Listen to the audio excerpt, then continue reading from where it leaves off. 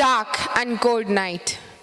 Though stars seldom twinkled in the night sky, the blinding glare of artificial lights lit up the whole scene. A wedding. And a typical Indian wedding nonetheless, with at least 1,000 people.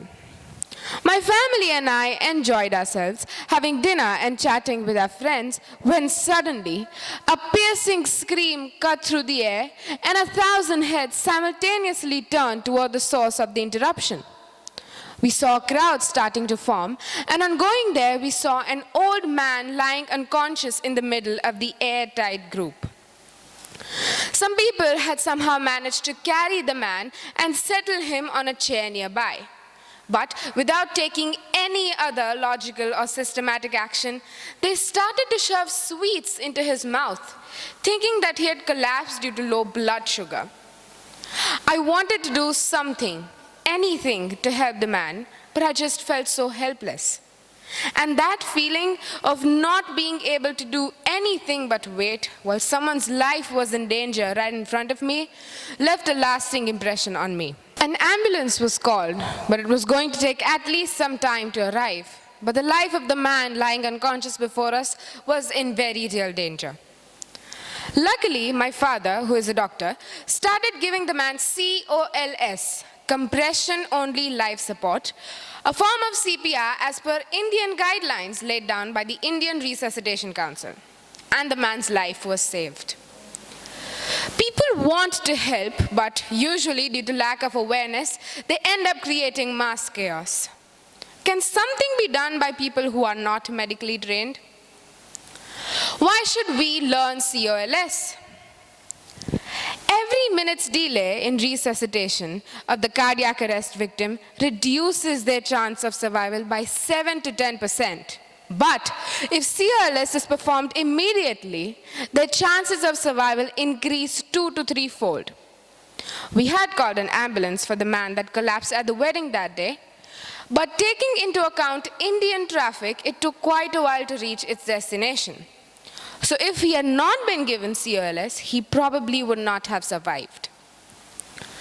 A popular myth is the mentality that only a doctor can save lives. This is wrong, as anyone with information, how to save lives, interest, a want to save lives, and intention, a wish to save lives, the 3 I's, can do so until professional medical help arrives. My idea is to form a network of children trained in COLS, the Young Resuscitators Network. There have been countless efforts to train adults in COLS, yet a large number of the population still remains unaware, and the first instinct that one faces on witnessing someone collapse in public is unnecessary panic. There are some groups of doctors and adults trained in COLS, but just imagine if, with their sharper focus, presence of mind, curiosity, faster reflexes, and above all, a desire to help those in need, children were to be trained as well. Their energy and enthusiasm could be spent on something useful and potentially life-saving. A child has the ability to think a few steps ahead, and so might just be able to save time and a life. We can initiate a training program called the Young Resuscitators Network in schools. And so by going from school to school, we can create a network of children trained in COLS. Professionals would impart training to children. Trained children would do the same for other children, and the cycle would continue, forming a network of young resuscitators. I've already made a small group with my friends from different schools around the city. We regularly exchange ideas and thoughts through WhatsApp chats and video calls, and training is imparted through Zoom calls. I'm in the process of developing a constant medium, a mobile application made with easily available app-making softwares used to connect the different members of this network. Anyone can download the app.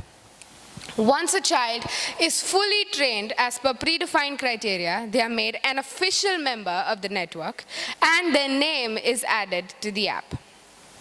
When someone collapses unexpectedly in public under suspected cardiac arrest, The members of the network can be alerted by pressing the red alert button in the app. Pressing the red alert button would automatically notify all the young resuscitators. The location of the device alerting the network would be automatically switched on and sent to all the young resuscitators so as to not waste any valuable time in actually typing out the location of the victim.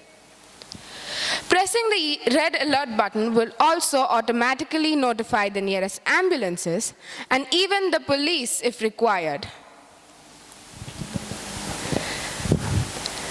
The nearest young resuscitator would rush to the scene of the incident and start performing COLS.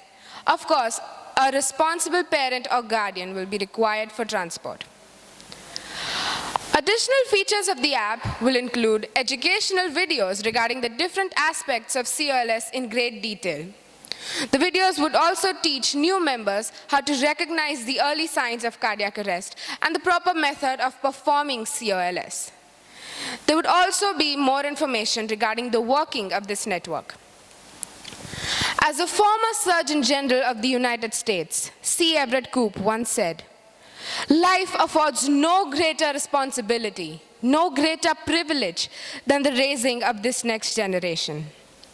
And the next generation is about to bring change, make a difference, and save lives. We can train to sustain. Thank you.